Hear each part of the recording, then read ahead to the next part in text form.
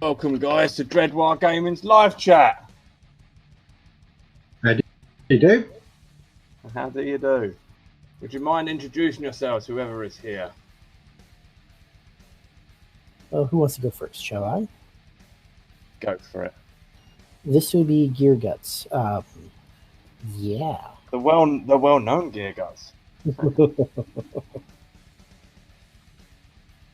Also known as Number one, Kawariki. I've used a bunch of different names over time.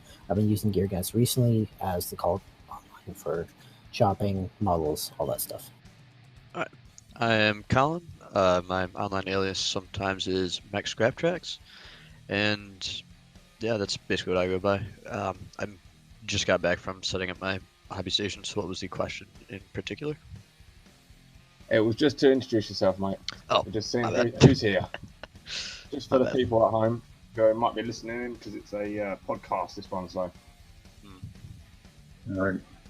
I'm Orkstuff, more usually known as Badfang on the War Forum, and yeah, I'm here too.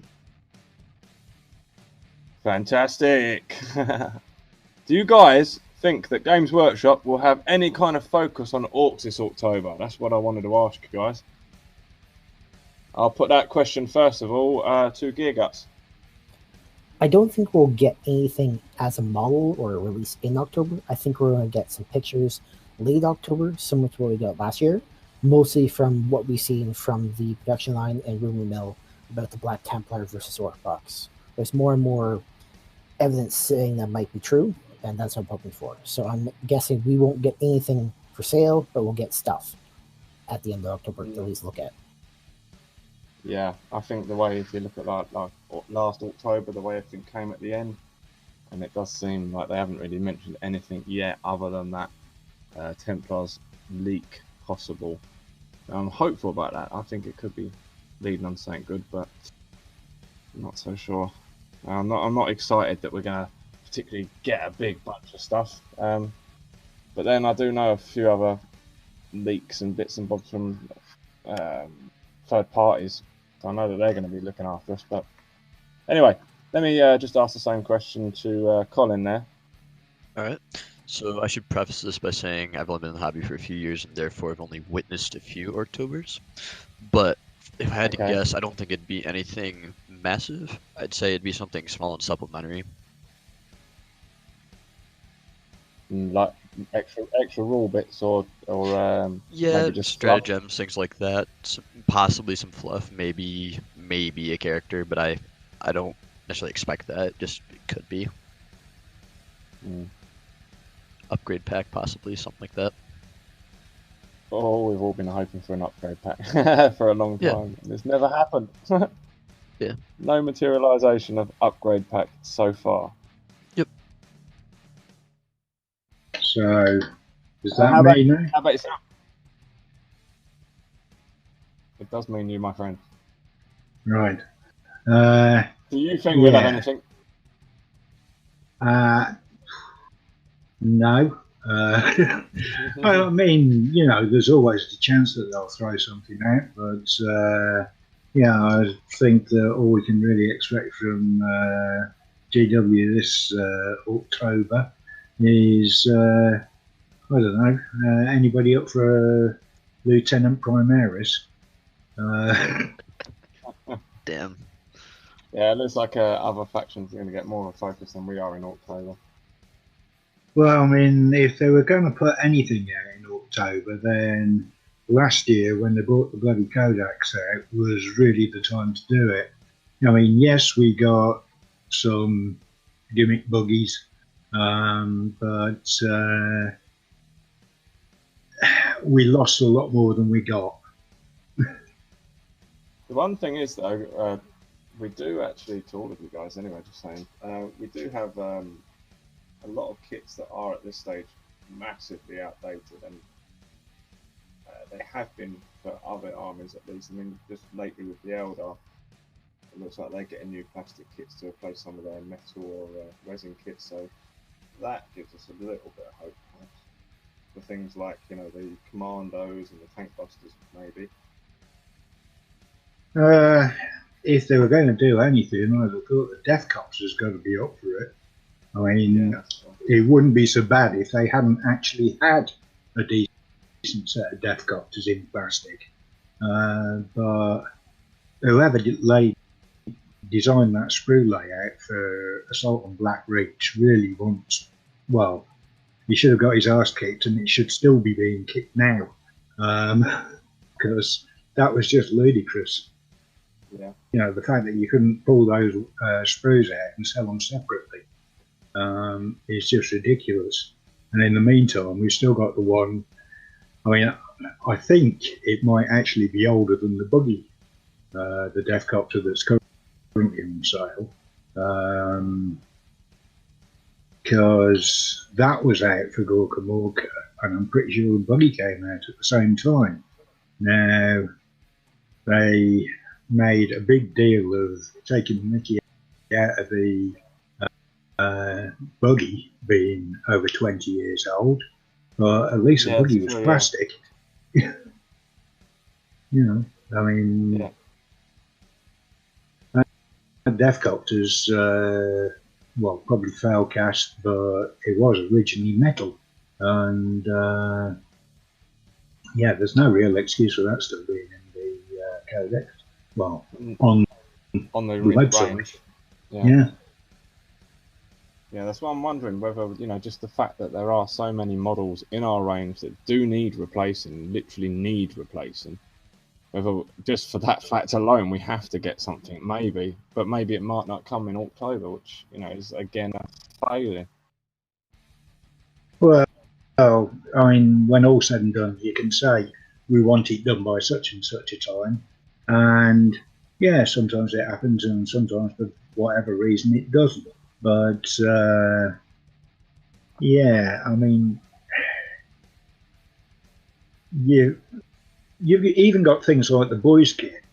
You know, I mean, that thing has been kicking around for Christ knows how long, and it's one of the best kits in GW's range. You can do the most with it. I don't think there's a single boyz unit that you can't make out of the normal boyz kit. Yeah. Especially if, like me, you start mucking about with milliput. So of course, any change to that kit would be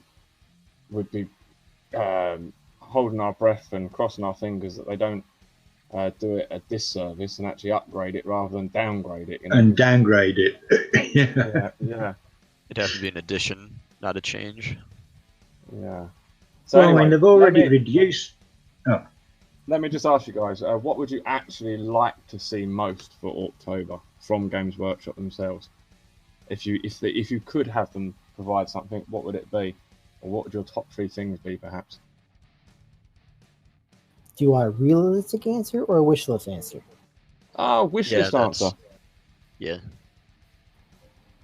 For me personally, I'd like to see them do something like what we saw with the update to Chaos, where you got a starter box set, which is dual box, 2 different size army, get people into the army, show off new models, and then a larger launch afterwards, which was half the codex being re-released as new models, new rules that encourage people to play those new models, and overall upgrade the entire book to make it more aggressive and stronger, similar to what we're seeing in Space Marines now. Fantastic answer. Yeah. I mean, that could be why the Orc Codex rules were so meh, because basically they're all old models. Yeah, I mean, so if you look at the way if you the new vehicles, the buggies, you could very well actually have a situation where they replace standard units of, say, troops and replace them with new, renamed and reimagined units of troops that effectively are the same thing as with the case of the buggies, where they're effectively kind of the same thing, but not. They've got a new name and a new set loadout. Possible. Yeah. The main thing that all Orc players have missed with those new buggies is the lack of bits, actions. Absolutely, yeah. But that seems to be you build them like this, That seems to be a way on a lot of the kits these days, though. I've noticed that with the Aeronautica Imperialis as well. There's no extra bits, there's just options on how you can put the thing together, but there's nothing left over. Yeah. Colin, you're making a bit of odd noise there, my friend. Can I ask you what you'd like for Orktober, if you was wish listing? Yeah, that's for my purely selfish answer, I'd like to see a new Mad Dog Grotznick model, just because I feel sad whenever I look at the current one. It's not necessarily looks bad, but he definitely looks dated. I think the next one would be kind of a reimagining of the big guns, because although I feel like they've pulled them off the online store, if I'm not mistaken, I seem to remember them basically just being metal cannons, much like any Napoleonic style miniature. Mm-hmm. And then lastly would just be, I know people love metal models, but sometimes they're a bit of a pain to put together, so just having some more plastic options in, especially the heroes. Yeah. I personally would love to see them do. I mean, I got like a lot of us have got a sense of it. You know, a new Gaz is coming along the line somewhere, maybe at Christmas perhaps. But I'd love to see them do Nazdrag as well, and maybe a new Snickrot as well, along with new Commandos. Because although the Snickrot model is beautiful, it's only in metal and resin. Yep. So it would be nice for them to do a new one. This might be an unpopular opinion, but I actually really like the Gaz model. I'd like to own one. Yeah, I don't actually own one myself, funny enough. I used to have one back in the day when it first came out in metal, but when I got back into the hobby, it was in resin, and I just didn't take the time to get hold of one on eBay or anything like that yet. So yeah, I expect they've got expensive again. I can only imagine. Yeah. In all honesty, I prefer to do my own mega armored war bosses. But maybe that's just me. I never particularly liked that Gazcool because, for a start, the amount of armor protection he's got isn't actually that huge considering what it's supposed to be. And yeah, I don't know. For me, if you've got something like Gazcool, then it wants to be your Gazcool. It doesn't want to be exactly the same as everybody else's Gazcool. And a slight difference in the way that you've painted it isn't really enough for me. It's one of the main problems that I have with most... You'd be happier probably with a multi-part make your own Warboss kit. Oh, most definitely. Or at least, something more akin to the boyz kit, where you've maybe got the one Warboss, or maybe something like the Storm kit, because you get 3 in there. Plus, they've got loads of armor bits that you can swap around on them, loads of weapon bits that you can swap around on them, and you've got quite a lot of choice in how you build those 3 models up. And something like that for, say, an Orc Warboss, which is, if you're going to bring in Primals, then they're going to be about the same size as these Storm Fiends. And, that would give everybody a reasonable chance of coming up with something that's a reasonably unique Mega Armored Warboss for their armies. And I'd certainly like to see them do something like that. That would be fantastic, yeah. Really would like that. Maybe one of the third-party companies might do something like that. And in fact, on that subject, are you guys looking forward to anything particular from any of the third-party companies? Does this include myself? If so, I hope your answer would be yes. Yeah, you've got to be looking forward to your own work, surely. I'm scheming and trying to release a Gargantuan Squig-Off mechanized version by the end of October. Fantastic. So, yes. Just out of curiosity, Geargutz, how good is that 3D printer at knocking up organic things like giant squigos, for example? I don't know if you saw that one that I put up the other day that I found on Pinterest, but it was a great big cross between a giant woolly mammoth and some sort of long-tusked dinosaur thing. And with Steve asking about snake bites the other day, I'd sort of noticed this thing, put it up, and was just wondering how your 3D printer would handle something like that. Is it basically the printer that will be the limit, or the programming? Actually, it depends on a few things. Like, my printers are one of the more basic ones. It's the Ender 3 Pro. It's great investment if you want That's mechanical the same parts. one that Skynet just bought, is it? Yes, although I think he's getting a return to rebuying a new one. He said issues all day. It's not fun. There's a steep learning curve for these printers because they're so customizable. For printing large models, it can do organics really well. It's all depending on how well the sculpt is. If someone out there makes a good enough file, everyone can have them really easily. It's just down to that. For my printers, I wouldn't want to, say, print a high elf maiden because it's tiny, all sorts of curves. It wouldn't work. It would just look fugly. If I want to print a gigantic cannon mounted on the side of, I don't know, Dread's head, that can happen. But for actual third-party stuff, everything the Cromlech has been hiding away. I'm looking forward to see exactly what they're going to be releasing, because they've definitely been the biggest group that's been hyping up Orktober for us third-party wise. They have been, yeah. They have been hyping it since back in January, even almost. I do actually know they have contacted me just recently, so I will actually have some breaking Cromlech news myself on the channel for Orktober, indeed. Very excited about that because I didn't get a chance to meet them when I was out in Poland, but they've wrote to me since and said, "Dear Dread, sorry we didn't get to see you, but we're happy to answer some questions, and we've got some exclusives for you. So, how's about that?"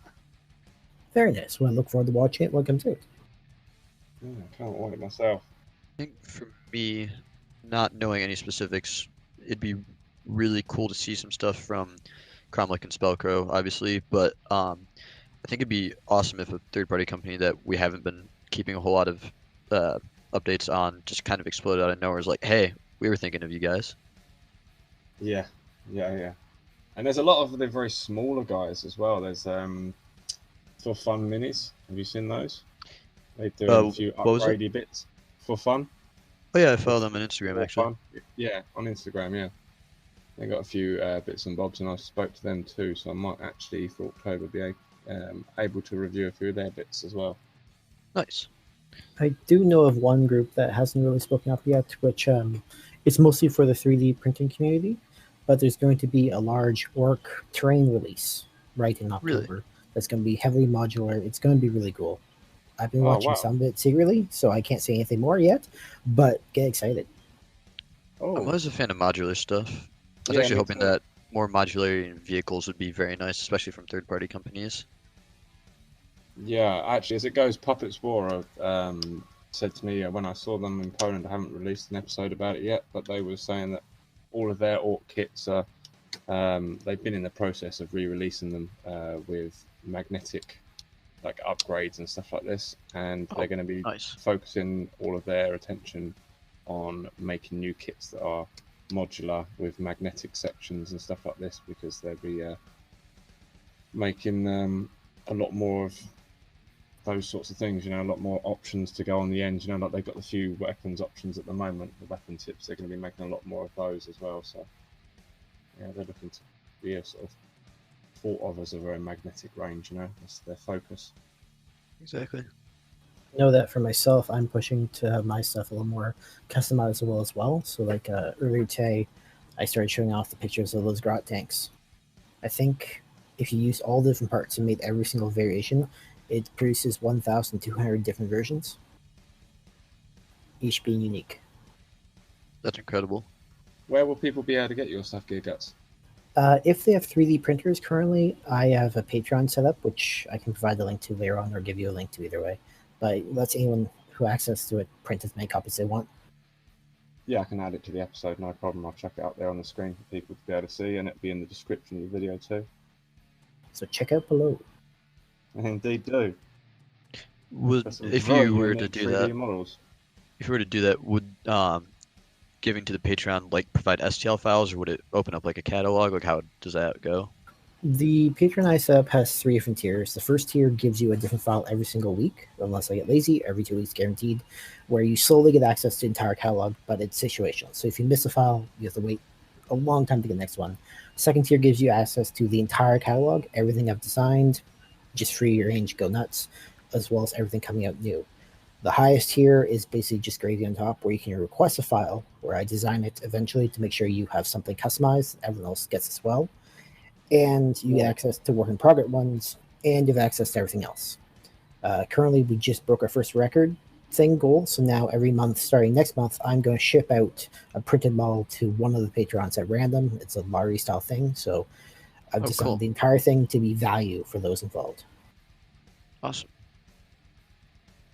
I can't wait to be actually in a position to get involved myself and get myself a printer as well. Oh, I should do that because I recently got certified for my school's makerspace. I'm needing to this October hopefully break the threshold, and it's my year anniversary as well, so I'm hopefully going to break that 1,000 subscriber threshold and start earning a little bit out of the channel, and that'll make me much more able to earn from various sources. So, and I'll be able to do a lot more with my episodes, because once you get to 1,000, you actually unlock a lot of features. So I'll actually be able to put updates and stuff like that on YouTube. There's a lot of things that are sort of locked until you get to 1,000, so I can't wait for that. Awesome. That'll be good. Yeah, and at that stage, obviously, then I think once the channel starts earning, I can actually start backing people that I'm championing. I look forward to what the drive for me will be. It's all about community on Waaagh Gaming. Exactly. I mean, that's all why we're here right now. Indeed. Thanks, guys. Do you actually see anything coming out new fluff-wise for Orktober, or do you see the narrative being expanded further with the story? I mean, they've been keeping orcs out of it just lately, but do you see them coming back into the fray? Yes. Actually, I think they will in a big way soon. Yeah, I've got a feeling too. Seems like there's some big war on its way, doesn't it? My theory is based on what we've seen about the Black Templar and all that rumor that's been floating around, where we've left Ghazghkull off, teleported across the galaxy on his own, getting ready to create new Waaagh, and the entire Black Templar crusading fleets being redirected by the Regent to literally hunt him down individually.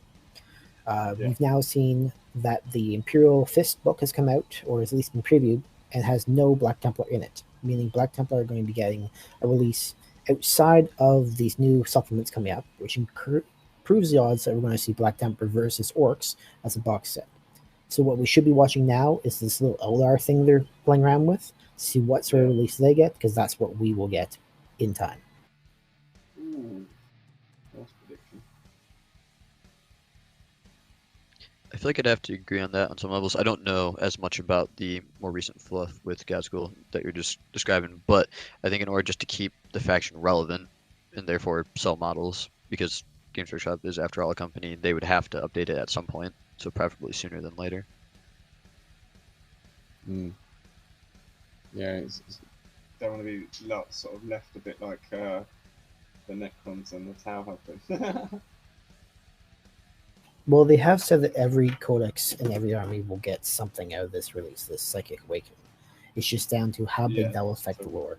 Like, if we get orcs just being psychic everywhere, cool. If we get Krorks coming back, extra cool. If we just has Ghazghkull with a bunch of psychic powers and super armor and now being a Primarch, Well, how about it could just be that the Psychic Awakening is that the orcs' Waaagh energy is now intensified, and therefore their belief makes Ghazghkull bigger, makes him tougher, makes him more of a god. I'd be okay with that. Yeah, just have to see how it was done. Yep. And admittedly, they have a huge range to play with lore-wise. They have not really continued our storyline for a while, so whatever we get should be a big jump forward. Yeah, I should hope so. We've got very little ever in any of the codexes really to sort of bring it on. In fact, it's always been sort of copy-pasted almost. So, Dread, hobby-wise, what have you been doing since you got back from your trip? Have you gone back into making orcs? Have you done anything cool? Are you going to show anything off? I haven't done anything cool.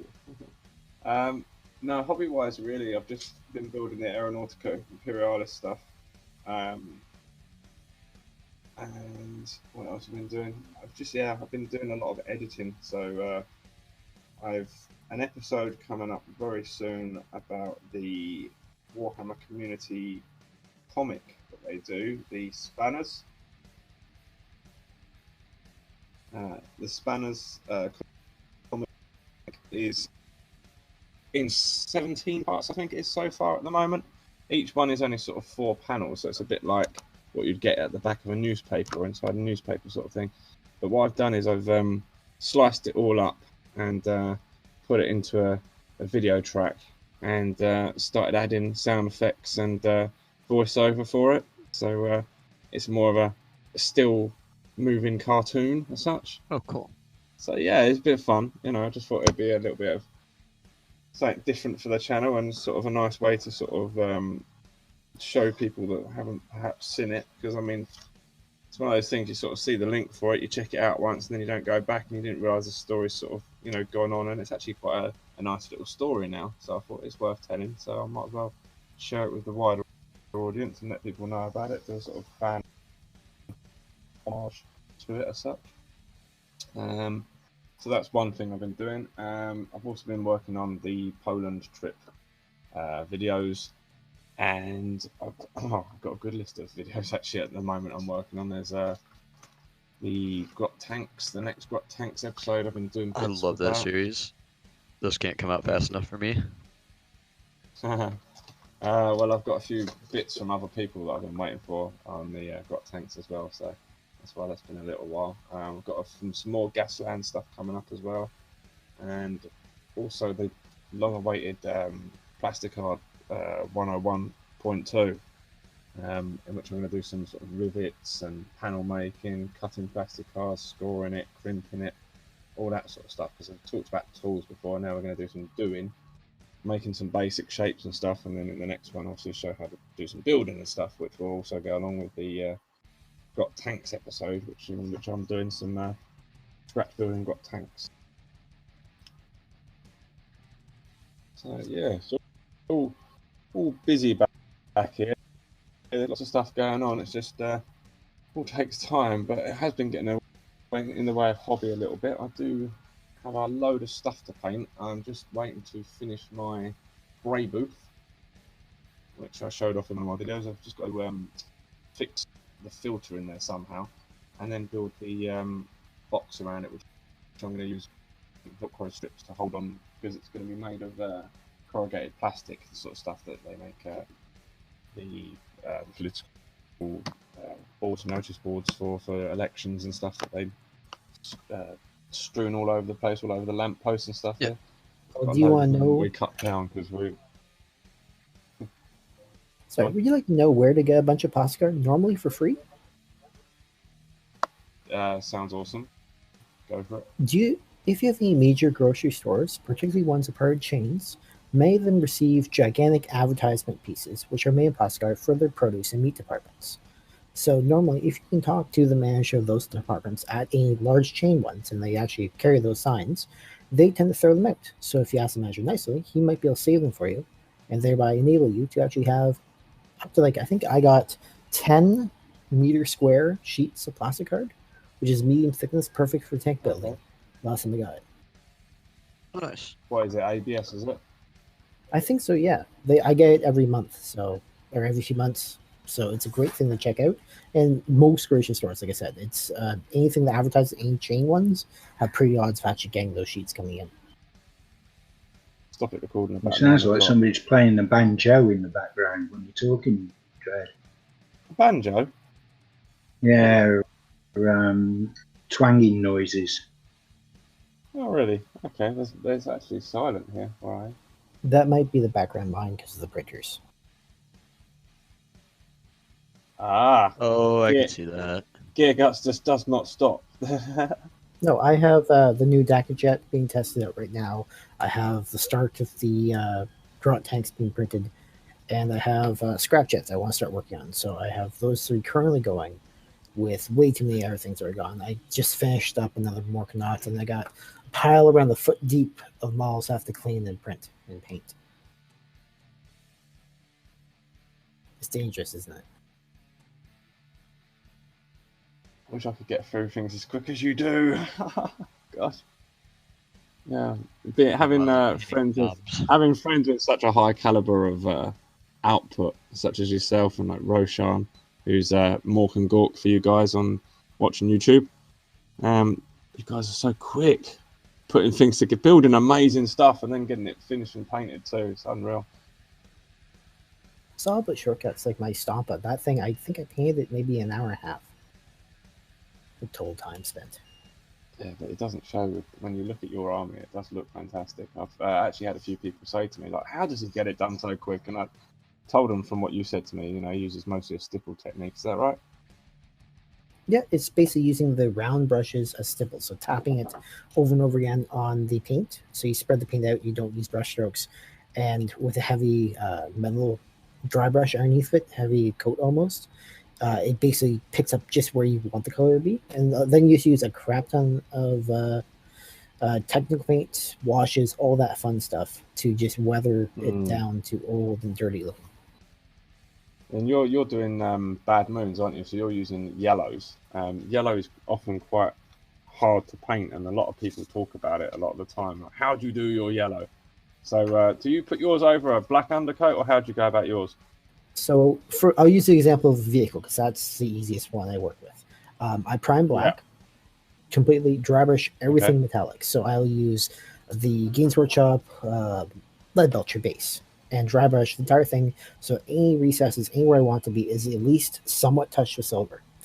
I'll then use Averland Sunset and just stipple it on. Single coat is all it needs. With stippling, you can see how thick the paint will be just by working with it. And if you're using a round brush, you can pick paint up without having lines, having anything else like that. And then it's just wash it. It's just everything details. I normally add in a little bit of black and white checks before all the technical stuff, or lines of black and white to sort of scratches afterwards. But yellow is ridiculously easy. You just have to know that it's a solid coat needed. So with that kind of stippling, I suppose like a soft brush, maybe even, have you tried makeup brushes even? I've heard people using those. I've got a few on my desk and I use them sometimes for smudging and stuff like this, but I've never really done it. Would work, like that, however, I'd assume. It would work, however, because when you're stippling, you're forcing the paint into the brush further than it should normally be. It does destroy the brushes pretty fast. So the makeup ones would be expensive route to take. I normally buy bulk, like 50 brushes in a pack, and destroy the brushes that way. And if you get round ones, then you can pick up and go with it. Oh, you haven't seen how cheap makeup brushes can be. There's actually some really cheap makeup brushes out there. Yeah, it really just depends. Packs of them in the Euro shop, you know, you get like a Euro shop packs with like 10 different makeup brushes in them. I have the benefit of having sisters, so whenever they're done with them, I usually just skimp them off of them. Right, guys, thanks for the advice, and thanks for you listeners for listening in. If you'd like to check out Geargutz 3D print files and his Patreon page, please check the description. If you'd like to support me, then please check out Buy Me a Coffee. And if you'd like to join the forum, check out my website.